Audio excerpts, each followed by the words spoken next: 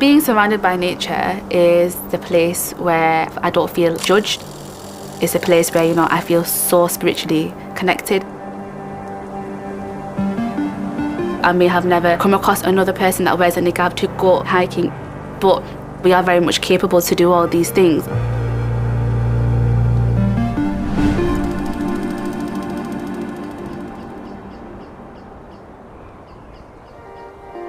There is a big misconception of Muslim women. I think a lot of it is generated from media. You see news flashes of, a oppressed woman. Coming from a British background, I can say that we're not oppressed. Wearing the niqab or the hijab is liberating for me. It's a sense of freedom.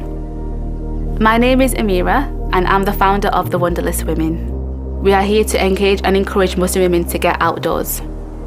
Nice to see you again. And you guys. I saw you at Peak District, wasn't it? Yeah. Been any hiking since, or? A little bit, but mainly local, but I've been looking forward to this, yeah. So today we're in the Lake District and we're at the mountain called Blen Cathra. So it's one of the highest mountains here.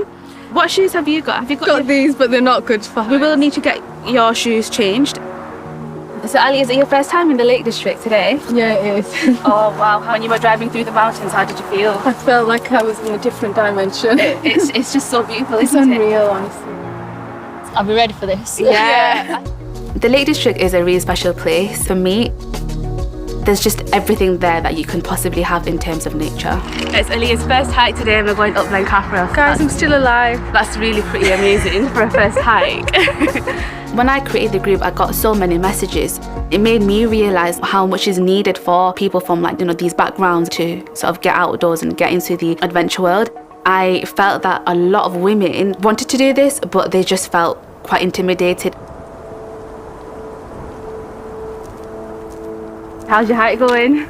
Yeah, brilliant. It's just the start now though, isn't it? I know, we've still got a long way to go. Yeah, we have, yeah. Have you met many diverse groups when you've been hiking? And when I was on Old Man of Coniston, we was with 3 Muslim brothers.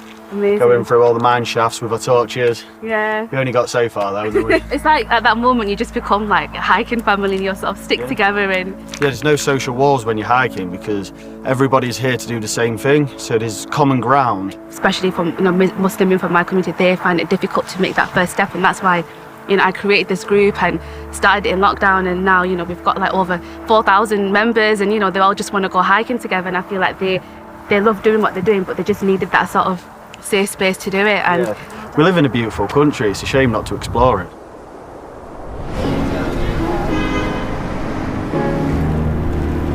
Growing up in Bolton has shaped who I am today.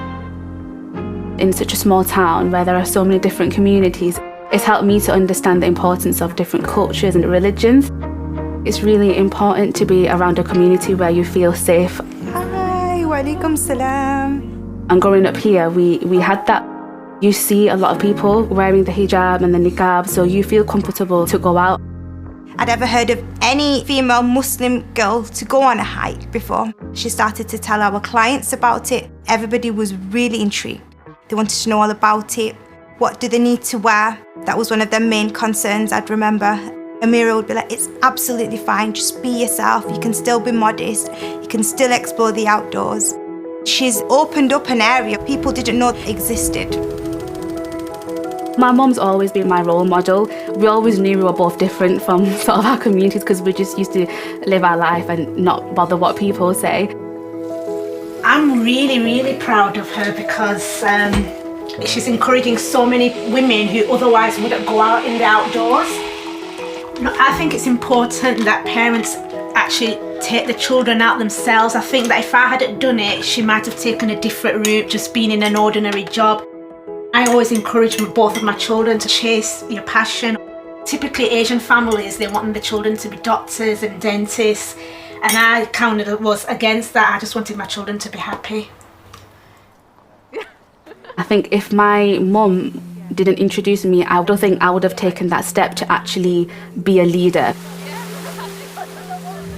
So we've just got to our first midpoint, which is Scales Tarn, and it's just loving life so nice right now. And we're gonna do our second prayer of the day. On all of my hikes, I always take my travel prayer mat with me. As a Muslim, we're always remembering God wherever we are. So wherever you may be, we stop for that moment and we do our prayers.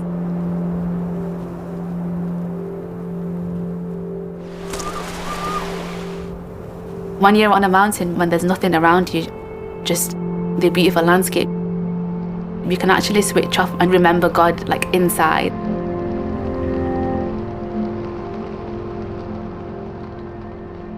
And I think that's the most beautiful part of my journey. So Ali, this is your first mountain. How do you feel? I feel like I was born to do this. I'm just so glad that you've enjoyed it, and I'm actually so having me. proud.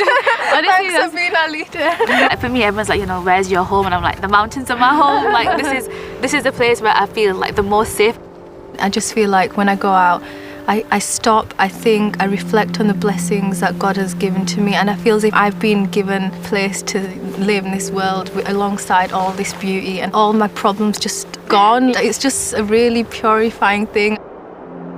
Everyone feels a little bit lost in the world, don't they? But actually, when we look back on our Sunnah and the Prophet sallallahu alaihi wasallam, you think about that's exactly what he did. He went into the caves to reflect, to meditate, to think, to gain perspective. And we don't do that enough in our lives. We're literally walking through the verses of the Quran. It's definitely worth the trek, isn't it? Like, it's not the easiest place to get to either. Like, I'm lucky I have a car. I've always wanted to do all these amazing things, but the transport is a massive issue. And I feel as if also, even in our community, it's not normal for us women as a Muslim to go out, because they might discriminate against us, and it's just not normalized. But when, after meeting you, I was like, I need to do everything that I can.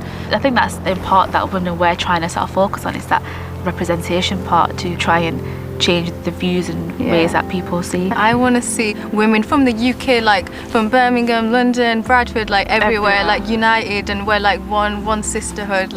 We feel like we belong, we have identity, we can diverse the mountains. It's not a hiking group, is it? It's almost like a social movement.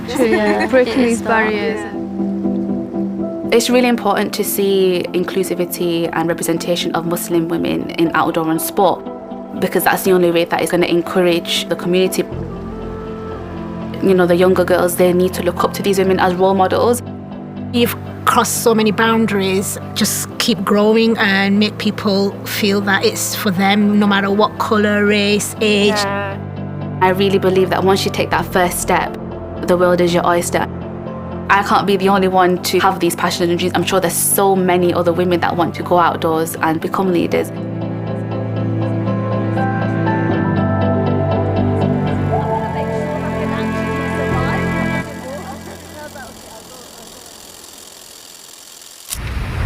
Our planet now.